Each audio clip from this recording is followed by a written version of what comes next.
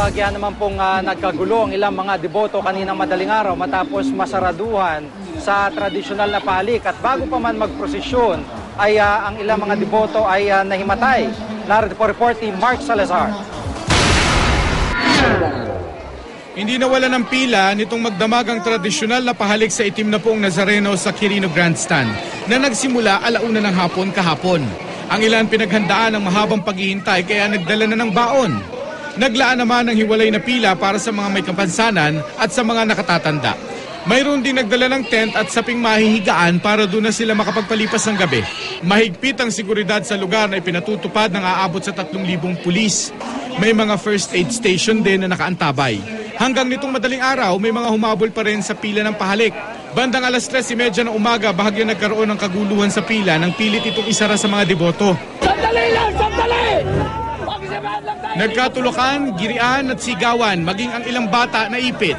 Pero ayon sa organizer, kailangan na raw putulin ang pila ng pahalik para bigyan daan ng misa para sa pista ng itim na Nazareno. Tagal na ilang oras na kami. 6:00 pa lang kami, nandito na kami. Ano nangyari? Nagsabi wala ng pila, nagtakwa ng mga tao. Grabe naman. 7 oras na po. Tapos, nagsigaw po sila doon na isasara. Tapos sinara po nila kaagad. Hindi naman kagad yung pagpila ng tao. Tuloy, nagkagulo-gulo. Kasi po, sabi daw po na hanggang 4 lang daw po tayo. Kasi may karoon po ng misa po kasi tayo maya-maya konti.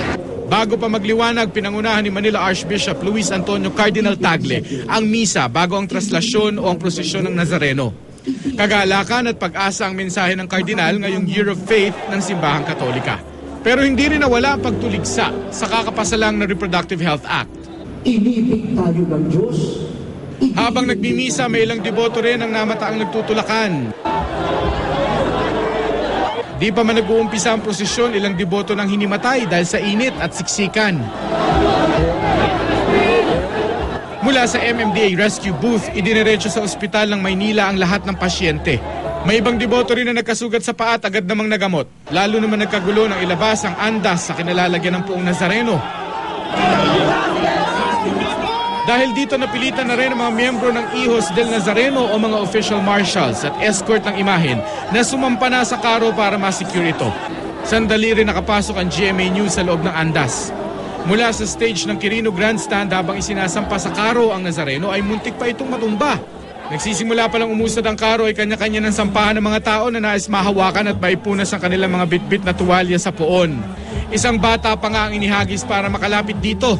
Si Manila Mayor Alfredo Lim naroon din para kamustahin ang sitwasyon. Pero ilang deboto ang nakontento na lang na hawakan at punasan ng platform na pinagpatungan ng poon sa misa, imbes na makipagsiksikan sa inaasahang habang prosesyon ng Nazareno. Mark Salazar, GMA News.